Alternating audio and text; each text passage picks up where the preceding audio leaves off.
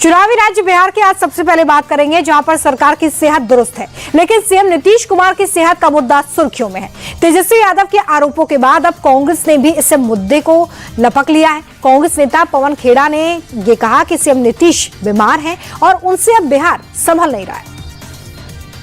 नीतीश कुमार जी के स्वास्थ्य को लेकर हमें चिंता है, लेकिन बिहार के स्वास्थ्य की हालत उस सीएजी रिपोर्ट में आपके सामने आई। आधे से ज्यादा अस्पतालों में स्टाफ की कमी है, डॉक्टरों की कमी है, नर्सिस की कमी है, दवाइयों की कमी है। 86% कमी है एक्सपर्ट्स में, जो विशेषज्ञ डॉक्टर्स होते हैं। आप प्राइमरी हेल्थ सेंटर में जाइए, किसी सरकारी अस्पताल में जाइए, दवाई नहीं है। यह सीएजी रिपोर्ट कहती है। सीएम नीतीश कुमार की सेहत पर जारी सियासत के बीच जेडीयू का भी रिएक्शन सामने आया है।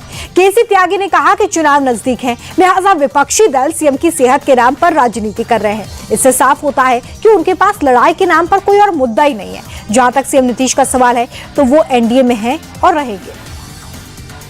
चुनाव के वक्त हमारे विपक्षी दल के पास कोई मुद्दा नहीं है, लिहाजा वो व्यक्तिगत आरोप और प्रत्यारोप में लगे रहते हैं।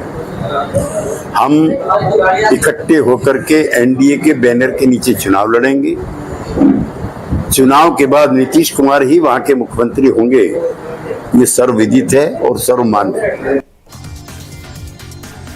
सीएम नीतीश की सेहत पर उठे सवालों के बीच बीजेपी सांसद प्रवीण खंडेलवाल ने भी विपक्षी नेताओं को जमकर घेरा। उन्होंने कहा कि सीएम नीतीश के नेतृत्व में बिहार तेजी से विकास कर रहा है और यही बात कुछ सियासी नेताओं को पच नहीं रही है और इसलिए वो ऐसे झूठे आरोप लगा रहे हैं। लेकिन चुनाव में जनता इन आरोपों का खुलकर जवाब देगी।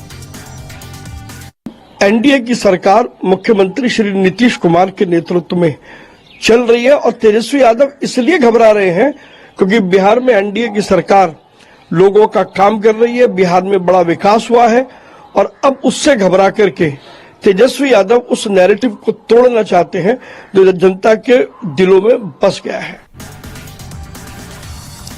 वही बात अब दिल्ली की करते हैं, जहां पर सियासी घमासान तेज हो गया है। दिल्ली की पूर्व मुख्यमंत्री अरविंद केजरीवाल लंबे सियासी ब्रेक के बाद एक बार फिर से दिल्ली की जनता के सामने आए। उन्होंने नई सरकार पर आरोपों की झड़ी लगा दी।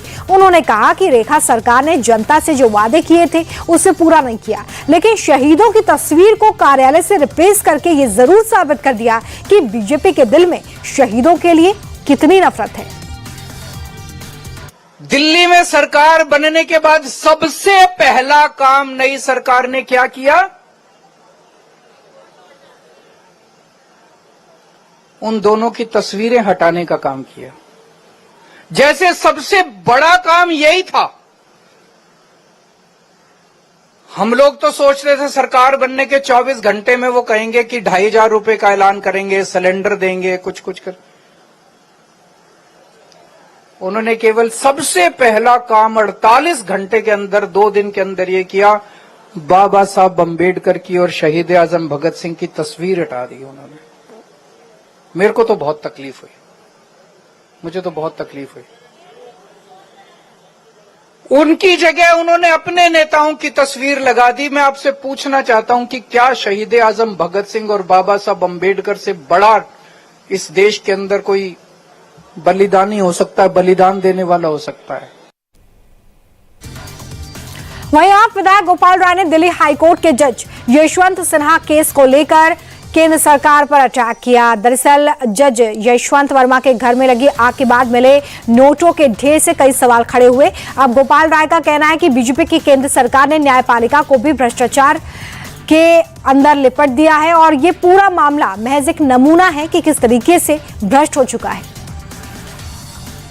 इस पूरे परिघटना ने भारतीय न्याय व्यवस्था के संचालकों के ऊपर एक बड़ा सवाल पैदा किया है और मुझे लगता है कि ये जनता के बीच में आवाज़ तो उठती रही है, जो फैसले आते रहे हैं उन पर प्रश्न भी उठते रहे, लेकिन जिस तरह से नोटों की गड्डियां बरामद हुई, जलते हुए नोट सबने देखा है, वो इस बात को दर्शा रहा है कि न्यायपालिका की वर्तमान में स्थिति क्या है।